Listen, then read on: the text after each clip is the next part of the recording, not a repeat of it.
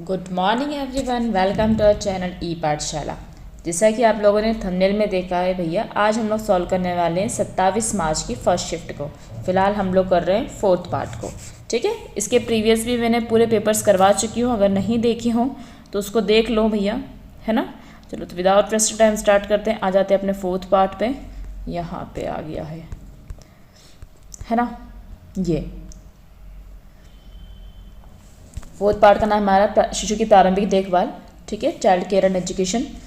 ठीक है, अब पहला क्वेश्चन इसमें आप लोगों को दिख रहा है। इसमें विशेष शिक्षण पद्धतियाँ, विशेष शिक्षण सामग्रियाँ, विशेष प्रकार की डिज़ाइन की गई कक्षाएं या खेल कक्ष या किसी असामान्य बच्चे की अद्वितीय आवश्यकता पूरा करने के लिए प्रयोग की जाती है। ऑब्वियस सी बात है, यहाँ पे हम किसकी बात कर रहे हैं? विशेष शिक्षा की। विशेष शिक्षा की बात करें ना हम लोग, जैसे ब्रेल लिपि की बात कर लें हम लोग, है ना। कोई जो बच्चा है जो कि दृष्टिबाधित है, तो हम उसके लिए विशेष शिक्षण पद्धतियाँ लाए हैं। विशेष शिक्षण सामग्रियाँ, ब्रेल लिपि की सामग्रियाँ, विशेष प्रकार से डिज़ाइन की गई कक्षाएं जिसमें ऑडियो ज़्यादा होगा। ठीक है, खेल कक्ष असामान्य बच्चे की अद्वितीय आवश्यकता को पूरा करने के लिए। तो ये कौन सी शिक्षा हुई भैया जी? विशेष शिक्षा। कौन सी शिक्षा हुई? विशेष शिक्षा। समझ में आ गया है? इसके पहले मैं आप लोगों को बता चुकी हूँ 3 प्रकार की होती है शिक्षा। एकीकृत शिक्षा होती है, इसी के अंतर्गत हम लोग विशेष शिक्षा लगाते हैं, मतलब एक बच्चे के लिए एक अलग से विद्यालय बनाया हुआ है। ठीक है, एक होती है हमारी समावेशी शिक्षा, जो अभी हमारी चल रही है। ठीक है, समावेशी शिक्षा। तो समावेशी शिक्षा में हम एक ही साथ सभी प्रकार के बच्चों को पढ़ाते हैं, ये ध्यान रखिएगा। ठीक है, नेक्स्ट क्वेश्चन हम लोगों का आता है। क्वेश्चन है, यदि आप नवजात के मुंह के कोने में स्ट्रोक करें तो उसका सिर उधर मुड़ जाता है। जिधर आप स्ट्रोक कर रहे हैं वह अपने होठ खोलता है, अपनी जीभ बाहर निकालता है, वस्तु को अपने मुंह में ले जाने का प्रयास करता है ताकि उसे चूस सकें। तो शिशु क्या प्रदर्शित कर रहा है? तो इसके पहले जो मैंने वीडियोस बनाई उसमें बता चुकी हूँ, इसके सभी प्रतिवर्त जो होते हैं, रिफ्लेक्सेस। एक्चुअली में क्या होता है, जो हमारे रिफ्लेक्सेस होते हैं, रिफ्लेक्सेस किससे बोलते हैं, प्रतिवर्त किससे बोलते हैं? जैसे मान लो, ठीक है, जैसे मान लो आप चल रहे हो, आपके पैर में एकदम से कांटा गड़ जाए। ठीक है, पैर में आपके लग जाए, कांटा लग जाए, तो फट से आपका पैर हटेगा। ठीक है, तो ये होता है रिफ्लेक्सेस होते हैं ये। ठीक है, क्या होते हैं आपके? रिफ्लेक्सेस होते हैं। ठीक है, कहीं से एकदम से ध्वनि आती है तो आप नहीं फट से आवाज आई तो देखोगे ही ना कि इग्नोर मार दोगे, है ना। तो ये सब क्या होता है? रिफ्लेक्सेस। तो बच्चों में होती है प्राइमरी रिफ्लेक्सेस। ठीक है, क्या होता है बच्चों में? प्राइमरी रिफ्लेक्सेस होते हैं। उसमें सभी अलग अलग प्रकार के, जैसे अभी जो जिसकी बात कर रहे हैं वो लोग, कि जहाँ पे जैसे आपने किसी बच्चे को देखा होगा, किसी बच्चे को आप यहाँ हाथ लगाओगे तो फट से इधर मुँह कर लेगा, ऐसा मुँह खोलेगा, ऐसे आ करेगा, है ना। छोटे बच्चों को खिलाया होगा तो आपको पता है, तो मज़ा आती है अपने को ऐसे करने में, है ना। तो ये होता है अपना क्या? Routing reflex. ये क्या होता है बेटा? Routing reflex. ठीक है, अच्छा अब ये क्या होता है? Moro reflex. मोरो रिफ्लेक्स ये होता है जैसे बच्चे के पास में कोई वस्तु को लाते हैं ना अपन, तो वो ऐसे मतलब मुंह भी खोलता है उसका और उसकी बाहों को ऐसे खोल लेता है। ठीक है, उसकी बाहों को ऐसा खोल लेता है कि इसे मुझे ले लो, उठा लो, उस टाइप से वो एकदम से बाहें खोलता है, तो होता है मोरो रिफ्लेक्सेस। ठीक है, समझ में आ गया। एक मैंने आपको बताया था ग्रास्पिंग जो होता है, ग्रास्पिंग रिफ्लेक्स। ग्रास्पिंग मतलब क्या होता है? पकड़ना। तो ग्रास्पिंग रिफ्लेक्स में क्या होता है? बच्चे की उंगली में, अधिकतर हम लोग जब मतलब सभी यही करते होंगे, बच्चे की जो छोटी छोटी उंगलियां होती हैं उसमें हमारी बड़ी वाली उंगली तो नहीं आ पाती है, तो हम हमारी छिंगली उंगली को उसके हाथों में देते हैं तो वो उसको पकड़ता है। ठीक है, तो ये क्या होता है? ग्रास्पिंग होता है। जब उसके हाथ में कोई चीज़ आती है तो उसको वो ग्रास्प करता है, पकड़ता है, टाइट पकड़ता है। ऐसा भी नहीं कि ढिल्ला पकड़ा है, वो अच्छी कस के पकड़ता है जितना उसमें दम है। ठीक है, एक होता है जो आप देख रहे हो यहाँ पे, बेबिंस्की प्रतिवर्त जो होता है। बेबिंस्की प्रतिवर्त क्या होता है? जैसे जो बच्चे का पंजा है, ठीक है, सपोज करिए ये पंजा है। ठीक है, हम भैया जी यहाँ पे इसकी ड्राइंग मेरी इतनी अच्छी नहीं हो पा रही है। ठीक है, सपोज करिए ये बच्चे का पंजा है, यही ठीक है ना। आप उसके पंजे पे ऐसे करते हो तो क्या करेगा वो बच्चा, या फिर उसके पैर को हाथ लगाया आपने तो वो क्या करेगा? अंगूठे को ऊपर कर लेगा, मतलब अंगूठा खुद करके देख लो अपने पैर को भी, अंगूठे को ऊपर करेगा और बाकी सब उंगलियों को से टेढ़ी करेगा। तो ये होता है बेबिंस्की रिफ्लेक्सेस। ठीक है, ठीक है, छोटा सा बेबी से याद कर लो, बैब से, कि वो एक अंगूठा ऊपर करके बाकी को अंदर करता है। बेबिंस्की रिफ्लेक्सेस के जैसा एक होता है प्लांटर रिफ्लेक्स। प्लांटर रिफ्लेक्स जो होता है वो हमारे अंदर भी होता है। जब आपके कोई पैर में, कोई पंजे में आपके ऐसे करके या फिर जो भी गुदगुदी करता है तो आपकी उंगलियां पूरी ऐसी मुड़ती है कि अरे रे, ठीक है, तो उंगलियां पूरी मुड़ती हैं, तो वो होता है प्लांटर रिफ्लेक्स, ये बड़ों में होता है, ठीक है। बेबिन्स की रिफ्लेक्सेस जो होता है वो बच्चों में होता है। आया समझ में? बच्चों में दोनों ही रिफ्लेक्सेस होते हैं, बट बेबिन्स की रिफ्लेक्सेस जब बच्चा बहुत छोटा होता है तब होते हैं, ठीक है। ग्रास्पिंग, अच्छा यहीं पे लिखा हुआ था, तो ग्रास्पिंग तो मैं आपको बता चुकी हूँ। अच्छा एक और याद, अब पढ़ ही रहे हैं तो देख लो, स्टेपिंग रिफ्लेक्स होता है। स्टेपिंग रिफ्लेक्स में क्या होता है, जब बच्चे को आप ज़मीन से, मतलब बच्चे को आप ऐसे कमर से पकड़ के खड़ा करते हो, तो उसके पैरों को खट खट खट खट खट ऐसे ऐसे बहुत तेज हिलाता है, that is called this stepping. आप ये बच्चे ही करते हैं, अपन अभी नहीं करते हैं ना, आपको कोई सा खड़ा कर दो और आप ऐसे ऐसे पैर हिलाते हो क्या, ठीक है। तो ये सब जो होते हैं वो प्राइमरी रिफ्लेक्सेस होता है, बच्चा वातावरण से समायोजन करना सीखता है। That much is clear to all. Okay, next question हम लोगों का आता है, निम्न में से कौन अधिगम निःशक्तता का एक प्रकार है? अधिगम निःशक्तता, ठीक है, अधिगम मतलब पढ़ना, निःशक्तता मतलब उसको कठिनाई है, ठीक है। डिसलेक्सिया, बिल्कुल इसमें पढ़ने लिखने में कठिनाई जाती है। डिसग्राफिया, इसमें लिखने में कठिनाई जाती है। डिसकैल्कुलिया, इसमें गणितीय प्रॉब्लम जाती है। तो तीनों ही क्या है, तीनों ही क्या है भैया, तीनों ही अधिगम की है, तो उपरोक्त सभी is the correct answer. Next question हम लोग का आता है, किस अवधि के बाद भ्रूण का लिंग ज्ञात किया जा सकता है? तो इसको आप चाहे तो रट लो, तीसरा महीना होता है ना, तो उस अवधि में हम भ्रूण का लिंग याद कर सकते हैं। कैसे याद करोगे इसको? एक मेल होता है, फीमेल होता है, ट्रांसजेंडर, नॉर्मली 3 ही लिंग दिए जाते हैं, तो 3 महीना अपना याद कर लो, ठीक है। नेक्स्ट क्वेश्चन हम लोगों का आता है, बच्चे की देखभाल और संरक्षण कानून क्रियान्वित करते समय किशोर न्याय अधिनियम केंद्र राज्य सरकार व अन्य एजेंसियां का मार्गदर्शन करने वाला निम्न में से कौन सा सिद्धांत भाई साहब नहीं है? ठीक है, पहला, इस पूर्व मान्यता का सिद्धांत कि बच्चा कोई अपराध करने का दोषी है, इस सिद्धांत को नहीं माना जाता है, ठीक है। वो मान के चलना कि बच्चे जो है वो अपराध का दोषी है, उसको दोषी मान के नहीं चला जाता है, ठीक है। गरिमा और योग्यता का सिद्धांत तो ये है, सर्वोत्तम हित का सिद्धांत है, नई शुरुआत का सिद्धांत भी है, तो नहीं है कौन सा, कि वो बच्चा ने अपराध किया है, इस एजम्पशन को लेके चलना ये गलत है, ठीक है। कौन सी अवधि निषेचन से प्रारंभ होगा? निषेचन मतलब फर्टाइजेशन से प्रारंभ होगा, युग्मज के गर्भाशय की दीवार पर भली भांति चिपक जाने तक रहती है, ठीक है। तो जैसे मान लीजिए ये हो जाएगा हमारा, ठीक है, ये अब यहाँ पे क्या हुआ, जो ओवम है हमारा, मान लीजिए ये ओवम है, यहाँ से गया, ठीक है, यहाँ पे वो स्पर्म से फर्टिलाइज हो गया है, ठीक है। फर्टिलाइज होने से लेकर जब वो गर्भाशय की दीवार में यहाँ पे चिपक जाता है, ये गर्भाशय की दीवार है, ठीक है, ये क्या है भैया जी, ये है गर्भाशय की दीवार। तो जब वो गर्भाशय की दीवार से चिपक जाता है तो इस समय तक की स्टेज को हम बोलते हैं period of ovum, period of ovum, ठीक है। अंडाणु की अवधि इसको बोला जाता है, और उसके चिपकने की प्रोसेस, जब वो उससे चिपकता है दीवार से, उसको बोलते हैं बेटा इम्प्लांटेशन। इम्प्लांटेशन को हिंदी में बोलते हैं रोपण, ध्यान रखिएगा, ठीक है।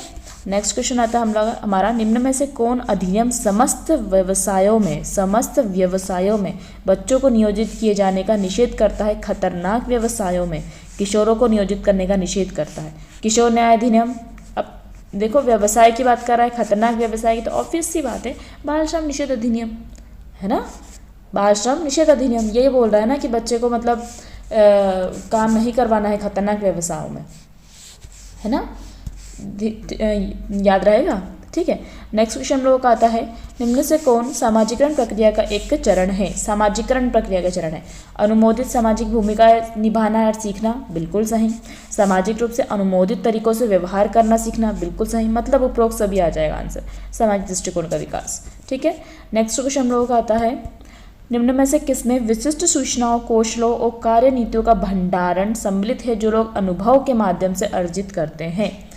देखो यहाँ पे मैं आपको एक चीज़ बताना चाहूँगी, एक कैटल करके नाम था, कैटल था, पूरा नाम क्या था, रेमंड कैटल ने बताया था, 2 प्रकार की बताई थी, जो आसूचना उन्होंने बोला, इंटेलिजेंट जिसको हम बोल सकते हैं, 2 प्रकार की बताई थी, एक बताई थी उन्होंने तरल और एक बताई थी क्रिस्टलीकृत, ठीक है, एक बताई थी तरल और एक बताई थी क्रिस्टलीकृत, ठीक है, दिख रहा है, ठीक, हाँ ठीक है। तो जो तरल था, तरल वाला जो है उनमें उसका बोलना था कि तरल जो है वो युवा अवस्था, जैसे युवा अवस्था नहीं बोल सकते हैं, बाल्यावस्था शुरू हो जाती है, इसमें नवाचार काम करता है, हम लोग नए नए तरीकों को खोजते हैं, ठीक है, और मतलब इसमें हमारा मेनली तंत्रिका तंत्र ज़्यादा काम करता है, मतलब हम लोग नया नया सीखते हैं, नया नया देखते हैं, नया नया करते हैं, ये होता है तरल।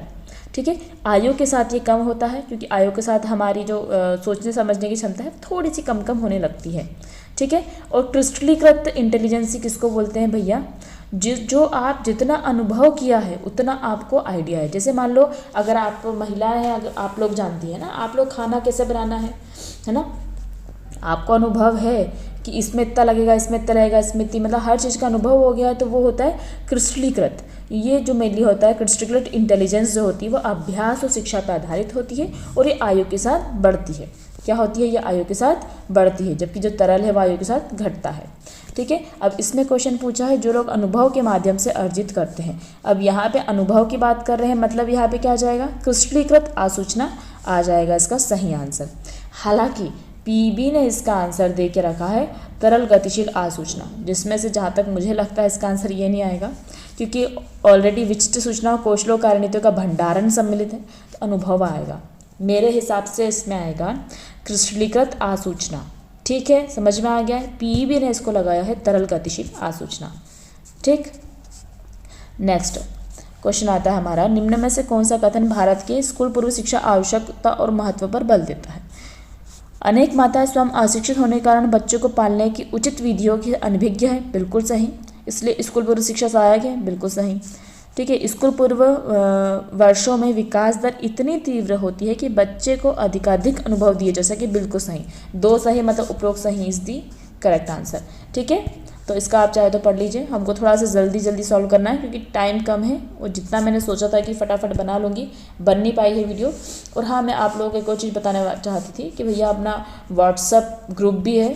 ठीक है, आप चाहे तो उस पर आ जाइए, उस पर कुछ PDF वगैरह मैंने अपलोड करके रखी हूँ, वीडियोज़ थोड़ी लाइन से आपको मिल जाएगी, है ना, तो उसको आप ज्वाइन कर लीजिए। लिंक मैं आपको डिस्क्रिप्शन में दे दूँगी, कमेंट पिन कर दूँगी उसको मैं। ठीक है, व्हाट्सअप ग्रुप पर आप आ सकते हैं।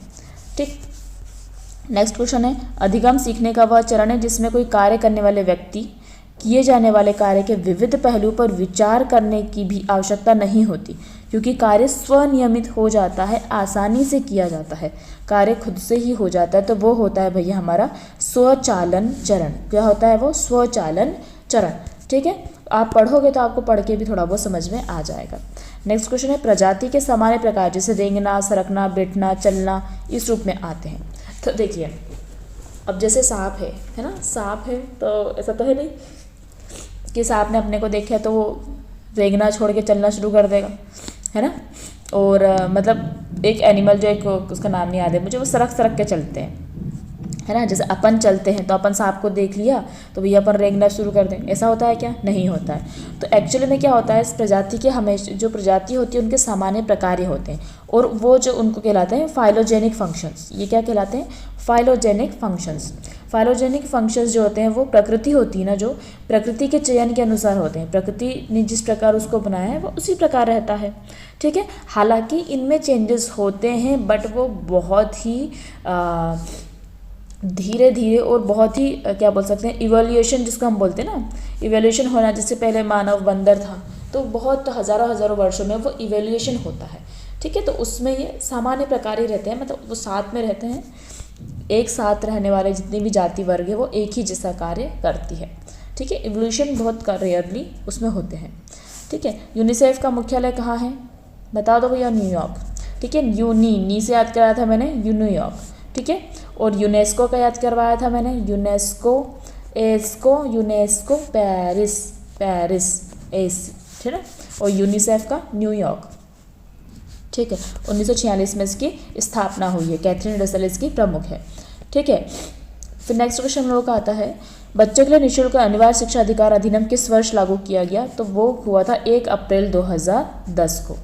कब हुआ था? 1 अप्रैल 2010 को लागू हुआ था। अधिनियम जो है वो भैया जी 2009 का अधिनियम है, ठीक है। यहाँ पे ऑप्शन 2010 ने दिया है तो इन्होंने 2009 को सही आंसर मान लिया है, पर 1 अप्रैल 2010 आप लोग याद रखिएगा।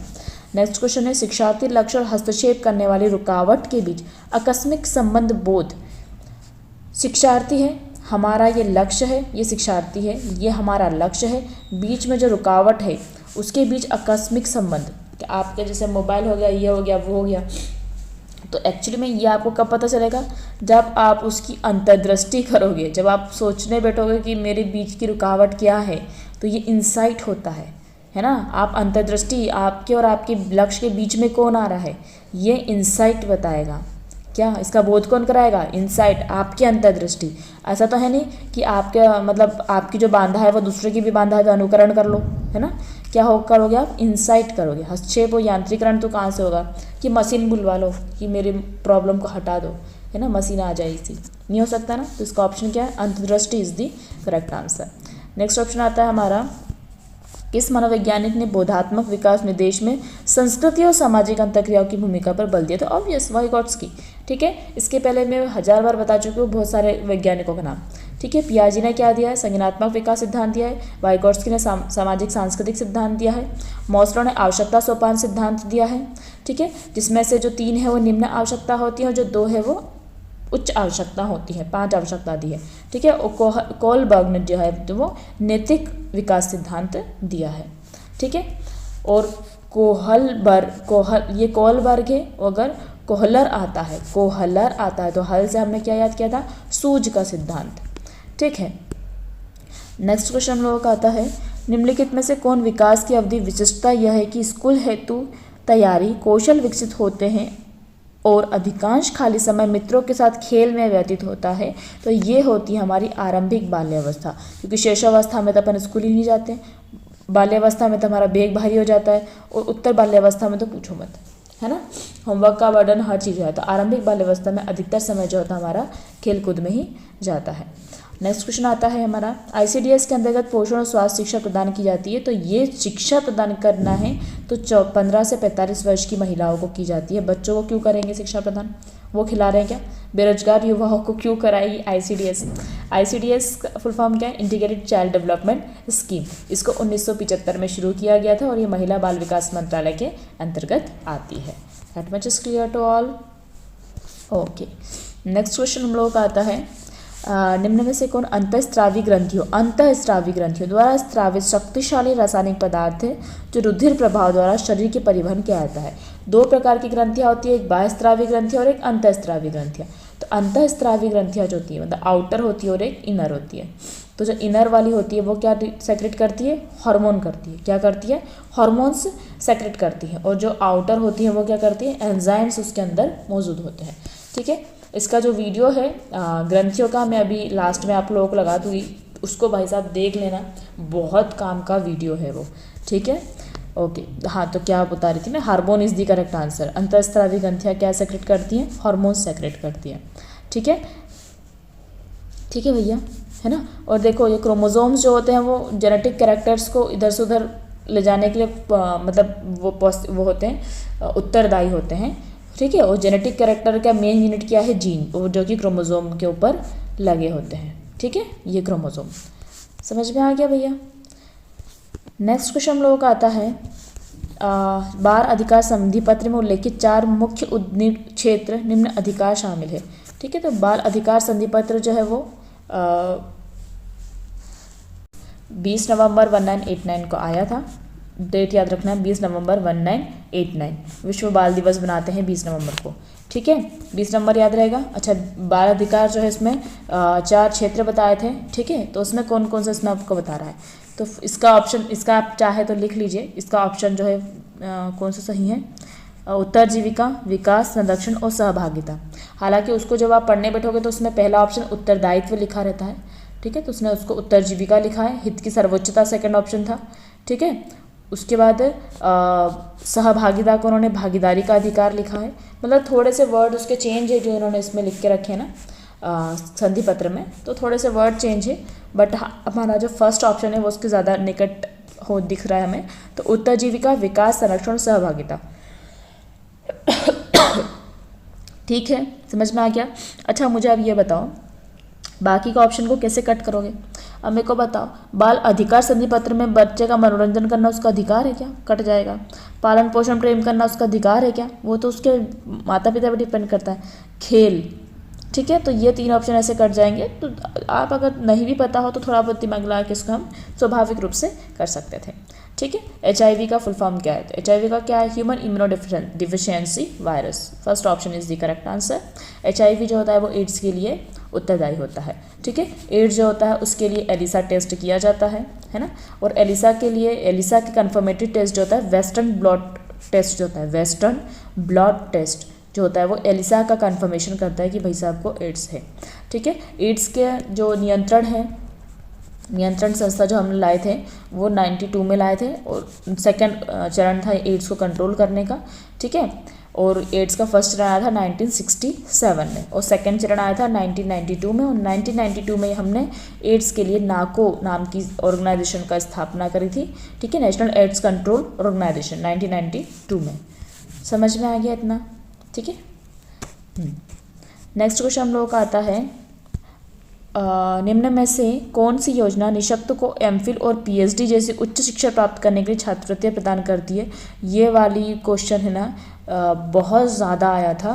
अभी आप लास्ट के थर्ड सॉल्व करोगे ना, सेकंड थर्ड में आया था, बहुत बार ये क्वेश्चन रिपीट हुआ है। तो राजीव गांधी अध्यवृत्ति योजना जो होती है वो इन लोगों के लिए रहती है, ठीक है। जो निःशक्त जन है उनके लिए एमफिल PhD जैसी योजनाओं के लिए, ठीक है। नेक्स्ट आता है हमारा केयर का फुल फॉर्म क्या है? इसके पहले भी मैं आप लोगों को बता चुकी हूँ, है ना।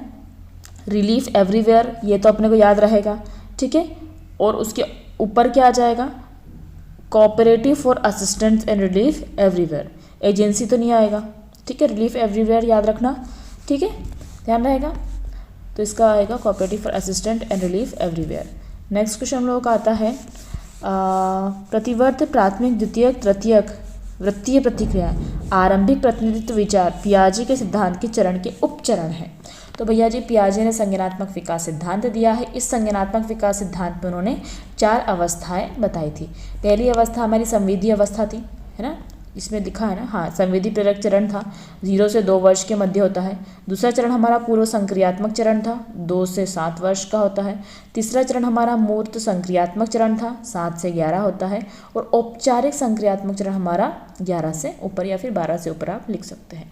अब उनने बोला है कि इनमें से किसका उपचरण ये है, ठीक है। तो अब भी मैंने आपको शायद ध्यान दिया हो आपने, तो आपको रिफ्लेक्सेस बताए थे मैंने, ये देखो रिफ्लेक्सेस प्राइमरी सेकेंडरी टर्शरी। तो हमारे रिफ्लेक्सेस प्राइमरी सेकेंडरी टर्शरी किसके थे? फर्स्ट चरण के थे ना। 0 से 2 वर्ष तक के बच्चे में ये चरण पाए जाते हैं, ठीक है। जब बिल्कुल छोटा रहता है बच्चा तो उसमें मोरो रिफ्लेक्सेस हो जाएगा, रूटिंग रिफ्लेक्सेस हो जाएंगे, ये प्राइमरी रिफ्लेक्सेस होते हैं। क्या होते हैं ये लोग? प्राइमरी रिफ्लेक्सेस होते हैं। फिर सेकेंडरी कैरेक्टर मतलब उनके जो हाव भाव, उनके जो संवेद होते हैं वो किस प्रकार धीरे धीरे चेंज होते हैं, ठीक है। आगे समझ में? अच्छा, जब बच्चा छोटा होता है, मतलब एक एग्जांपल देती हूँ, जो छोटा सा बच्चा होता है ना, आप उसके सामने जो दिखता नहीं, चुन्नी डालते हो खुद के ऊपर या उसके ऊपर चुन्नी डाल दोगे, एकदम से हटाओगे, उसको बोलोगे ता, तो उसको क्या लगता है? अभी मम्मा थी यहीं पे और अभी गायब हो गई। उसको तब ऐसा लगता है, पता है आप लोगों को, उसको यही लगता है कि अभी यहाँ पे मम्मा थी और अभी यहाँ से गायब होगी, ठीक है। फिर धीरे धीरे उसको समझ में आता है कि भैया मम्मा तो यही थी, ये चुन्नी है, ठीक है। तो इस प्रकार की जो चीज़ें होती हैं वो बच्चों को धीरे धीरे समझ में आती है। पहले तो उसको यही लगता था कि तुम गायब हो गई हो, ठीक है। नेक्स्ट क्वेश्चन हम लोग का आता है अस्थि मेरु स्तंभ के पूर्णतः बंद होने में विफलता से उत्पन्न जन्मजात मध्य रेखीय दोष होता है। तो स्पाइना बाइफिडा जो होता है वो इसका दोष है, ठीक है। नेक्स्ट क्वेश्चन हम लोगों का आता है, अपन ने सोचा था ख़त्म करेंगे वीडियो, पर देखो ऊपर जा रही है वो, इसलिए muscular dystrophy, arthritis, club foot और फ्लैट पैलेट आदि किसके उदाहरण है? तो मस्कुलर डिस्ट्रॉफी नाम से समझ में आ रहा है, मस्कुलर डिस्ट्रॉफी पेशीय कंकाली असमर्थता है, ठीक है। मस्कुलर स्केलेटल कंडीशन, मस्कुलर पेशी जो होती है आपकी मसल्स, और कंकाली मतलब हड्डी होगी, ठीक है। नेक्स्ट क्वेश्चन हमारा आता है स्कूल पूर्व शिक्षा में RRR मूवी देखी है, ठीक है। तो इसका अर्थ क्या होता है? तो ये होता है रीडिंग, राइटिंग एंड अर्थमेटिक। इसको लिख लो, है ना, reading, writing and arithmetic. Next question हम लोगों का आता है शरीर के किसी अनुपस्थित अंग का कृत्रिम प्रत्यारोपण कराता है प्रोस्थेसिस। क्या कहलाता है? कृत्रिम प्रत्यारोपण, प्रोस्थेसिस, ठीक है। नेक्स्ट क्वेश्चन हम लोगों का आता है सूक्ष्म प्रणाली, मध्य प्रणाली, बहिर्प्रणाली, बृहद प्रणाली, काल प्रणाली किसके द्वारा प्रतिपादित सिद्धांत है? तो मास्लो ने तो आवश्यकता सोपान सिद्धांत दिया है, वाइगोट्स्की ने सामाजिक सांस्कृतिक सिद्धांत दिया है, पियाजे ने संज्ञानात्मक सिद्धांत दिया है। तो नहीं भी पता हो तो अपन नाम लगा सकते हैं ब्रॉफन ब्रेनर का। हालांकि ब्रॉफेनबरेनर का मैं आपको बता चुकी हूँ, इन्होंने पारिस्थितिकी का सिद्धांत दिया है। ठीक है, नेक्स्ट क्वेश्चन हम लोगों का आता है कौन सी पद्धति क्लाइंट का गहन विश्लेषण करती है। क्लाइंट मतलब आपका कस्टमर, ठीक है, कोई भी बच्चा, तो किसका गहन विश्लेषण करती है। ठीक है, तो देखिए एक होता है प्रकरण का अध्ययन, जो केस स्टडी होती है ना, वो बच्चे के माता पिता से लेकर उसका जन्म कब हुआ, उसका जन्म किस वातावरण में हुआ, वो कहाँ पे रहता था, वह किस स्कूल में पढ़ता था, उसका क्या प्रगति मतलब उसकी रिपोर्ट कार्ड क्या थी, वह किस विषय में कमज़ोर था, तो उसका गहन विश्लेषण होता है केस स्टडी में। ठीक है, उसके केस स्टडी में पूरी चीज़ें लिखी होती हैं कि बच्चे की एक एक चीज़ को पता लगा के फिर पता लगाते हैं भैया साहब को प्रॉब्लम क्या थी। कैंसिल है इसलिए हटा रही हूँ, है ना। नेक्स्ट क्वेश्चन हम लोगों का आता है निम्न में से कौन सा कथन गलत है भैया जी। असमर्थता के कारण निःशक्तता हो या नहीं हो सकती। ठीक है, निःशक्तता के कारण विकलांगता हो या नहीं हो सकती। ठीक है, ऐसा व्यक्ति जिसका शरीर सामान्य ना हो उसका मस्तिष्क भी सामान्य नहीं हो सकता, ऐसा नहीं है। हो सकता है कि भैया उसका व्यक्तिगत शरीर सामान्य ना हो, मतलब हो सकता है कि उसको किसी प्रकार की समस्या हो, लेकिन उसका मस्तिष्क तो काम करता है भैया, है ना। रोहित याद आ गया क्या किसी को, जादू का, उसका मस्तिष्क ही काम कर रहा था, उसका बॉडी सामान्य नहीं थी, तो मस्तिष्क सामान्य हो सकता है। ठीक है, तो ये जो हमारा गलत कथन होता है। ठीक है, नेक्स्ट क्वेश्चन हम लोगों का आता है निम्न में से किस मंत्रालय के पास ICDS स्कीम की निगरानी। अब भी मैंने बताया था महिला बाल विकास मंत्रालय देखती है, और ये सबसे बड़ी योजना है महिला बाल विकास मंत्रालय की। ठीक है, नेक्स्ट क्वेश्चन आता है निम्न में से रचनात्मक विकास हेतु महत्वपूर्ण है। रचनात्मक विकास मतलब क्रिएटिविटी के लिए महत्वपूर्ण है। 5 से 6 वर्ष के बच्चे जब स्कूल जाने के लिए तैयार होते हैं तो वह प्राधिकार सत्ता स्वीकार करना तथा नियमों व विनियमों को यथानिरूप पालन करना सीखते हैं। जब दल के सदस्य के रूप में स्वीकृत किए जाने की आकांक्षा होती है। 8 से 10 वर्ष जब दल के सदस्य दल में रहते हैं। 13 से 15 वर्ष के होते हैं तो साथियों का अनुमोदन, विशेषकर विपरीत लिंग वाले के सदस्य बिल्कुल सही। ठीक है, तो ये है हमारा पूरा उपरोक्त सभी is the correct answer. Next question हम लोगों का आता है बोधात्मक विकास के किस चरण में बच्चे पर्यावरण, कारण, समय, दिग्स्थान से पृथक और विशिष्ट स्वयं की समझ विकसित करना प्रारंभ कर देते हैं। तो ये होता है हमारा संवेदी परख में शुरू कर देते हैं। ठीक है, नेक्स्ट क्वेश्चन हम लोगों का आता है अधिगम, सीखना, प्रतिक्रिया में निर्माणक तत्व कौन से हैं। तो किसी को सीखना है तो कौन कौन होगा, शिक्षार्थी होगा, है ना, उद्दीपक होगा, नहीं वही दिए हुए हैं, अब उनको लाइन से बताना है। सबसे पहले शिक्षार्थी आते हैं, फिर उसको उद्दीपक मतलब उसको कुछ अपन लालच देते हैं कि भैया तेरे को इतना पैसा मिलेगा, कर ले तैयारी, फिर होती है प्रतिक्रिया। ठीक है, तो दिख रहा है शिक्षार्थी, उद्दीपक, प्रतिक्रिया। हाँ, second option is the correct answer. Next question आता है हम लोगों का 37वां असामान्य पुनरावृत्ति और वाक् ध्वनियों का दीर्घीकरण। हाँ, असामान्य पुनरावृत्ति, हकलाहट, आप खुद सोच के देखो क्या हो रहा है, पुनरावृत्ति हो रही है। मैंने बोलाल, तो उसमें क्या होता है, वाक ध्वनि का दीर्घीकरण भी होता है, ध्वनियों का, है ना। तो यह क्या है, हकलाहट होती है। नेक्स्ट क्वेश्चन हम लोगों का आता है वह अवधारणा जो आरंभिक बाल्यावस्था के वर्षों के दौरान विकसित नहीं होती। आरंभिक बाल्यावस्था में क्या नहीं होगी, अपेक्षित अवस्थी, अपेक्षित आकार, वर्गीकरण। अमूर्त सोच मतलब होता है अपन जैसे बोल दो कि मान लो इसकी वैल्यू x है, मान लो इसकी वैल्यू x है, ये वाली अमूर्त सोच को विकसित ये लोग नहीं कर पाते हैं। कल्पनाशील, जो चीज़ नहीं देखी उसको नहीं सोच पाते हैं लोग, कौन, आरंभिक बाल्यावस्था में बच्चे। नेक्स्ट क्वेश्चन है विकास दिशा के किस नियम के अनुसार विकास सिर से पांव तक विकसित होता है। बिल्कुल सही। ठीक है, तो कौन सा नियम है, विकास का नियम है एक सेफेलोस्यूडल नियम। सेफेलो मतलब होता है भैया मतलब बोल सकते हैं लैटिन भाषा का है, शायद लैटिन का ही है। सेफेलो मतलब होता है सिर, और स्यूडल मतलब होता है अपना पैर, प्यूडो जिसको बोलते हैं, स्यूडोपोडिया, है ना, डोपोडिया जो होता है वो पैर होता है। तो सिर से पैर तक की जो लौ होती है वो इस नियम में बताई है। किसी तो बच्चा पहले सिर हिलाना सीखता है, फिर हाथ हिलाना सीखता है, ठीक है, उसके बाद वो चलना सीखता है, मतलब पहले घुटने चलता है और उसके बाद चलना सीखता है। ठीक है, तो सर से पैर के विकास होता है। समझ में आ गया ना, नियम क्या बोल रहा है भैया। व्यक्तियों की स्वयं की कौन और क्या की अवधारणा क्या कहलाती, ये होता है हमारा वास्तविक स्व अवधारणा। वह कौन है और वह क्या है, वह किस लिए है, किसके लिए है। ठीक है, भ्रूण की 3 विशिष्ट परतों में विभेदित करता है जो कहलाता है। तो हमारा जो एम्ब्रियो होता है ना वो 3 परतों में डिवाइड होता है, एक्टोडर्म, मेसोडर्म एंड एंडोडर्म। ठीक है, इसका वीडियो मैं बना चुकी हूँ, है ना। Ectoderm, mesoderm, endoderm, first option is the correct answer. और सभी अलग अलग उसमें क्या बोल सकते हैं, अलग अलग अंग बनते हैं फिर उससे। प्री स्कूल, स्कूल पूर्व आयु के बच्चे कोलबर्ग की नैतिकता सिद्धांत के किस चरण से संबंधित है? प्री स्कूल के जो बच्चे होते हैं वो होते हैं भैया हमारे बाध्यता की नैतिकता से संबंधित।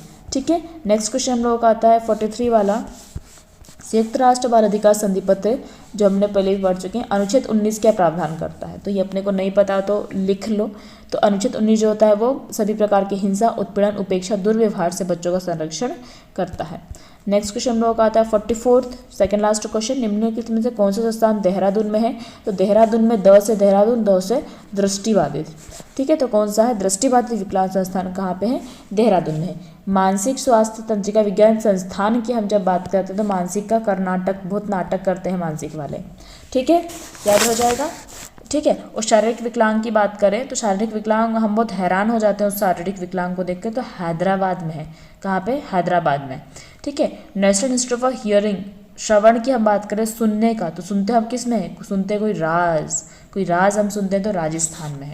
ठीक है, ओके। नेक्स्ट और लास्ट क्वेश्चन हम लोगों का आता है, निम्न में से किसे श्रवण बाधित व्यक्ति हेतु प्रभावी संचलन सहायक के रूप में उपयोग किया जाता है? तो हूवर केन को उपयोग किया जाता है श्रवण बाधितों के लिए। जैसे दृष्टि बाधित के लिए मैंने आपको ब्रेल लिपि बताई थी, वैसे श्रवण बाधितों के लिए हूवर केन का उपयोग किया जाता है। ठीक है, समझ में आ गया। तो ये हमारा ख़त्म होता है। अब हम लोग मिलते हैं 27th के सेकेंड शिफ्ट के पेपर से। वीडियो अच्छा लग रहा हो तो आप इसको लाइक, शेयर और सब्सक्राइब ज़रूर करिए। Thank you for watching my video.